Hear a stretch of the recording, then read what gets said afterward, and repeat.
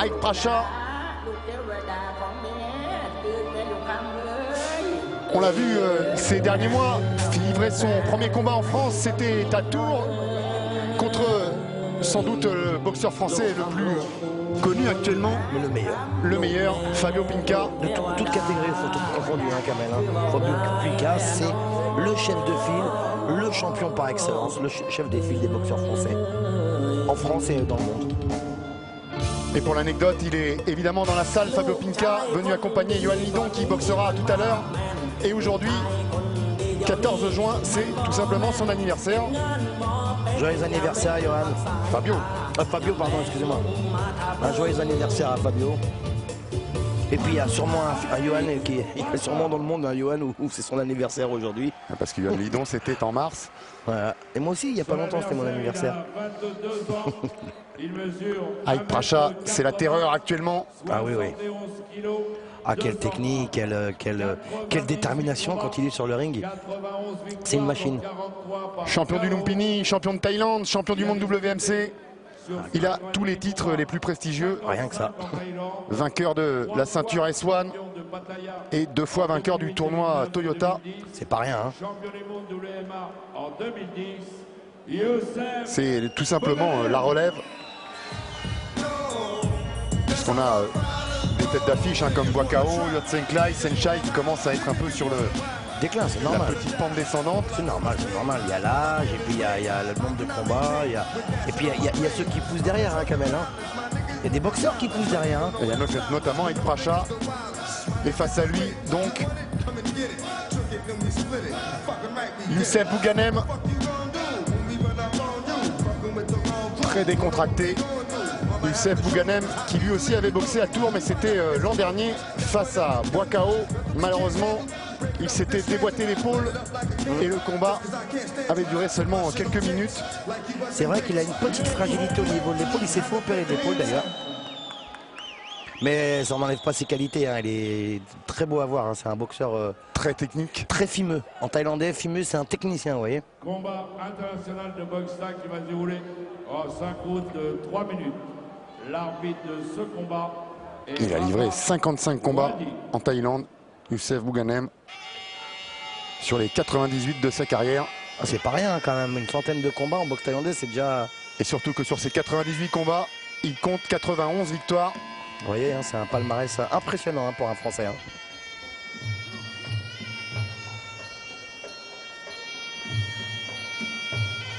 Alors on l'a vu tout à l'heure dans les vestiaires, pour tout vous dire, il est passé voir Yohan Lidon et Fabio Pinca, les saluer. Il venait de se réveiller, aucune pression. Sans combat, vous avez une grande expérience du combat déjà, du ring, vous voyez. Centaines de combats, vous connaissez votre corps, vous savez comment il réagit, comment il fonctionne, donc forcément, vous gérez votre stress, vous savez à quelle heure il faut manger, vous savez à quelle heure il faut boire, à quelle heure il faut se reposer, à quelle heure il faut se réveiller. Et puis bon, à ce niveau-là, les boxeurs, vous savez, ça joue pas à grand-chose. Hein.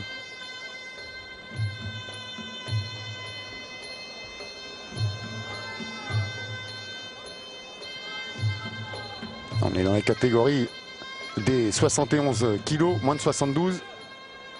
Ah, une catégorie qui fait mal, hein. 70, 71 kilos, c'est une catégorie reine en Europe. Hein. Il y a beaucoup de tournois hein, dans les 70 kilos.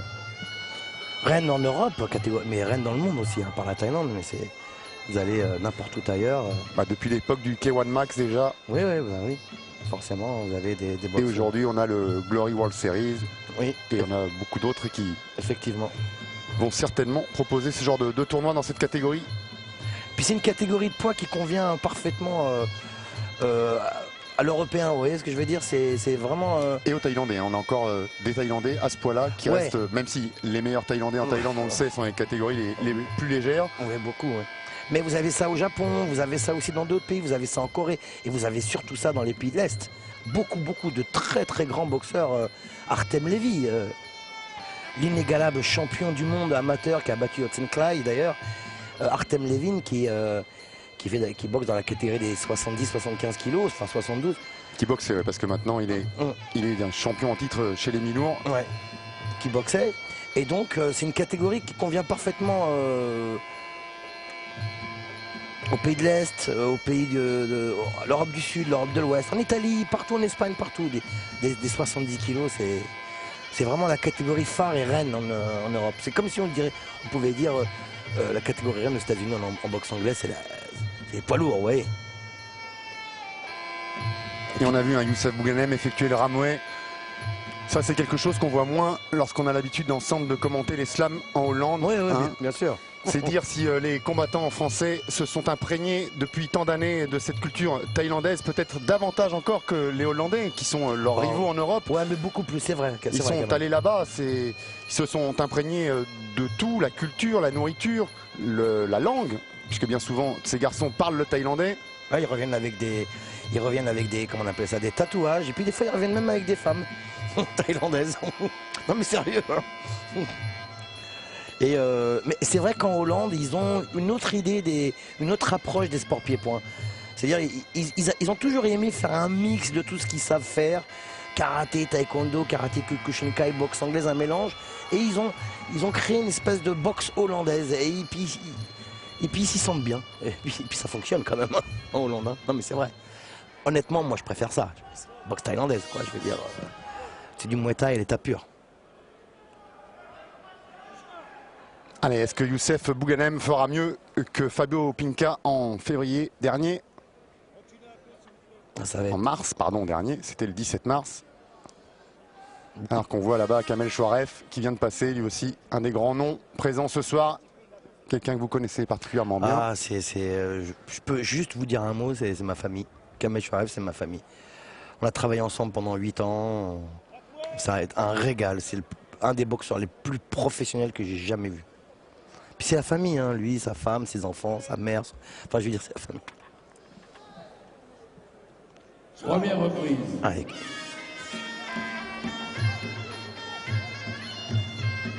Allez, Youssef, hein. Ah, les attitudes, tout de suite, ça trompe pas. Hein, mais Youssef, il a vraiment l'attitude du Nakmoué. Hein. La garde haute, la tête rentrée dans les épaules, courbée. Et puis il danse Et le rythme? Au rythme de la musique lancinante. Hein. Le pimoué. Don't pimoué. Et là, pour le coup, on a vraiment l'impression d'être en Thaïlande. Ouais, avec ce rythme-là, on se jauge pour l'instant. Encore que, avec Pracha, il va pas mettre 30 ans à le jauger. Et la réplique de Youssef, le front kick. Ah ouais, j'adore. Moi, j'adore ce genre de boxeurs qui tentent des choses. Ils ont de rien, ils sont pas impressionnés, c'est génial. Oh, magnifique. Ah, superbe le genou là. Pas assez plié, c'est dommage. Hein, il n'a pas plié son genou, mais en face, il y a du lourd. Hein. En face, il y a du très très lourd. On le voit, il est solide avec Pracha, physiquement déjà.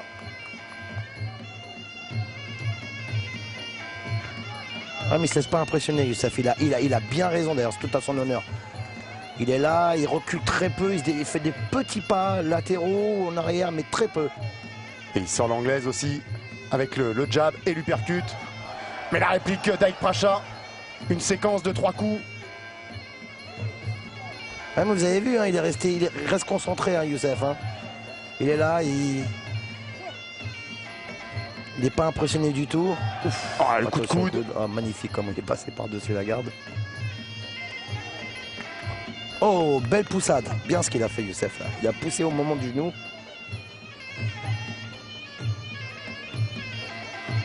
Et on voit la différence avec le combat précédent. Hein. Les deux combattants là. Ah, il y a beaucoup d'expérience là, au centre du ring. Une véritable harmonie entre les deux.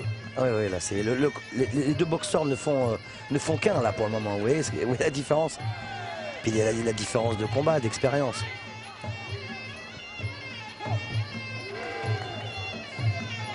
Et pour l'instant, du côté de Bouganem, on sent quand même qu'il est sur la retenue, il étudie. Ah, il est là, oui, mais il maîtrise quand même, il maîtrise bien l'espace. Il fait les gestes qu'il faut, il en fait pas trop peu, pas trop non plus. Ah, j'aime beaucoup. De toute façon, j'adore les boxeurs français alors. Et la puissance d'Aïk Pracha, on la sent qui s'exprime dans chacun des coups. Ouf. Et voilà, notamment dans celui-là, le crochet gauche venu à la pointe du menton. Attention, parce qu'il arrive à pénétrer la garde pour l'instant de Bouganem. Ouais, mais vous avez vu, hein, il se désunit pas, Youssef. Hein, il est solide. Très solide et intelligent. Il rentre pas dans des mouvements empiriques ou de panique.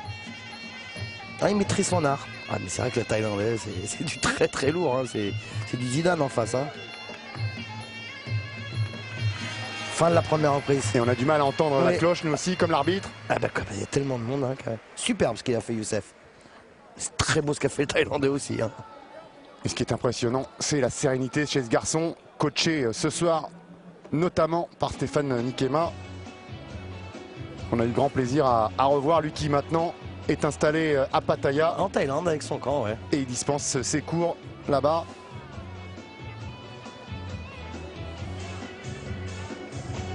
Je parle avec lui de temps en temps, ouais. Ça a l'air de marcher pas trop mal pour lui, c'est très bien, moi je suis bien content. Puis il fait partie quand même des gloires comment ça s'appelle, il fait partie des champions qui ont révolutionné la boxe en France. Hein. Une longévité extraordinaire. Une des carrières les plus longues, avec celle notamment aussi de Kamel Jemel, présent ce soir lui aussi. Ah oui. Le boxeur, l'un des boxeurs les plus doués. Danny Bill est là aussi. L'un des boxeurs les plus vaillants.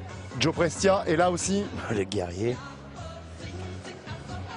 Sacré Joe.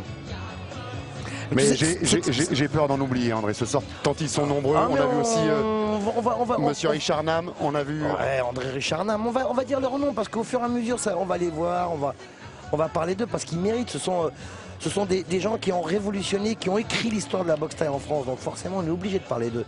Et comme vous avez dit, Joe Prestia, Danny Bills, des boxeurs des années 80, 90, 2000, ils ont marqué de leur empreinte à tout jamais la boxe thaï en France, et dans le monde, hein, Kamel. Hein. Et vous faites bien de dire leur nom, parce que c'est mérité. Allez, on a accéléré, fidèle à des deux côtés, l'habitude en Thaïlande. Des deux côtés, maintenant qu'on s'est jaugé, oh, qu'est-ce qu'il est bon, on va s'éprouver. Oh, le Thaïlandais, il attaque à tout va. Ah, le coup d'œil. La détermination, c'est du côté de Youssef Bouganem pour l'instant.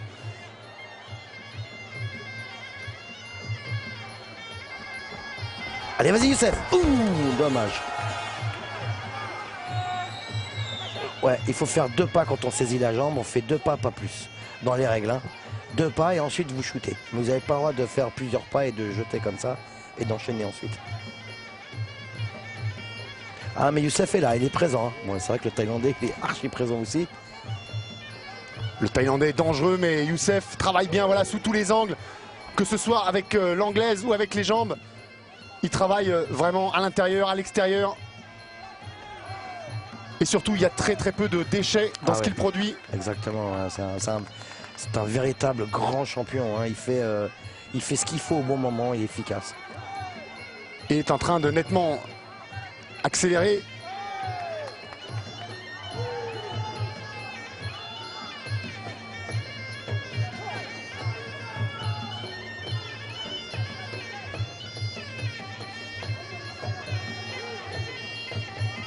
Il travaille vraiment sur toutes les lignes. Bouganem, et pour l'instant, il empêche avec Pracha de briller. Ah oui, bien sûr, il fait jeu égal avec lui. Hein. Oh, magnifique. Et voilà, et avec cette projection, c'est même lui qui emporte les bravos de la foule. Ah non, il fait jeu égal pour le moment, et quand même en face de lui, c'est quand même un véritable champion. Hein. Champion connu et reconnu, et Youssef, il fait jeu égal. Sans pression aucune et puis sans timidité, c'est ça que j'aime, il est très serein. Voilà, c'est beau ce qu'il fait. Ouf, tout seul. Ouais. Et Pracha qui en fait pas assez, peut-être aussi avec les jambes pour l'instant. Oui, c'est la 2e reprise, hein, Kamel. Hein. Vous connaissez les Thaïlandais maintenant. Hein. Oh. 2e reprise, à partir de la 3e, ils accélèrent véritablement. Enfin, pour le moment, c'est quand même le Thaïlandais qui impose son rythme. Hein. Mais Youssef lui rend bien l'appareil. Hein. Et c'est tant mieux. Oh, les coups de coude encore magnifique. Là, en sortie de corps à corps. Petit problème. Petit gros problème même. Intervention de l'arbitre à la demande de Youssef. Malheureusement, ça nous rappelle un mauvais scénario. Celui donc de l'an dernier face à Boakao, avec cette même épaule, si mes souvenirs sont bons. Je pense que c'est au moment où il a mis le coup de coude, il s'est déboîté l'épaule. Ah, on a vu un coup de coude remontant alors qu'il était à l'intérieur de la garde. Ah, ce travail en anglaise là, uppercut crochet avec le même bras. Alors que le médecin est monté sur le ring. Médecin qui crie, qui lui dit assieds-toi, détends-toi. Voilà. Alors, c'est un silence de mort dans la salle. Normal, hein, les gens ils sont dans l'expectative, hein, ils se demandent ce qui se passe, qu'est-ce qui va se passer, ça va reprendre ou pas. Ah ben il reprend. Bon, on a dû Qu'est-ce qui se lui passe? remettre l'épaule. Et non, monsieur Rabat Awadi fait signe que c'est terminé. Il est en train de ramasser les feuilles des juges. Qu'est-ce qui j'ai pas bien saisi là. On lui remet le protège-dents. Non, l'arbitre a dit que c'était terminé. Ah, il Et même entraîne- si Youssef ouais. est en train de montrer que son épaule est de nouveau opérationnelle, la décision de l'arbitre semble être prise à son grand désespoir, Youssef Bouganem, parce qu'il était en train de montrer l'étendue de son talent. Ouais, c'est un peu. Et Stéphane Nikema dans son coin qui va essayer de le raisonner un petit peu. Mais on peut comprendre évidemment la déception. Il montre qu'il est apte à reprendre le combat. Mais on le dit assez souvent, André, seul l'arbitre est maître Ouais, c'est l'arbitre, du combat. L'arbitre, c'est chef d'orchestre. Au-dessus, l'arbitre, c'est un médecin. Alors, je ne sais pas ce que le médecin a dit, parce que je n'ai pas entendu ce que le médecin a dit. Si le médecin dit qu'il peut reprendre le combat, alors après, je ne sais pas comment ça s'est passé, le règlement et tout et tout. Oh, il est dépité, Youssef Bouganem. Ah bah forcément, même moi, je suis dépité pour lui. Et il reste vraiment grand seigneur. Il tient à remercier le public, à s'excuser. Mais que la frustration doit être grande. Et au-delà de ça, Ah si oui. c'est la deuxième fois qu'il a ce problème avec cette épaule, il va falloir vraiment En plus, on s'attaquer connaît, à ce problème et Oh. tenter de le résoudre. en plus, on connaît la valeur, les qualités de Youssef.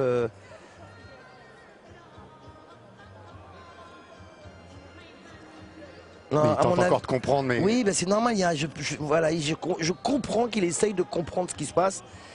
Mais il y a un règlement et voilà, je pense que c'est par rapport au règlement que l'arbitre a arrêté le combat. ce qui est bizarre, c'est la confusion. Hein. André Voilà. qui a eu un peu dans le coin, ça laisse C'était un peu penser que confus, finalement ouais, l'arbitre n'a pas pris la même décision que le médecin. Et Oui. si vous disiez qu'au-dessus de l'arbitre, il y a le médecin, en réalité, il n'y a personne au-dessus de l'arbitre. Le médecin conseille d'arrêter ou de continuer, mais c'est l'arbitre qui prend la décision finale. Alors, il y a autre chose. Il y a un superviseur pour que les gens puissent comprendre. Il y a un superviseur. Le superviseur, c'est la personne qui supervise tout ce qui se passe autour et à l'intérieur du ring. Si maintenant le superviseur a décidé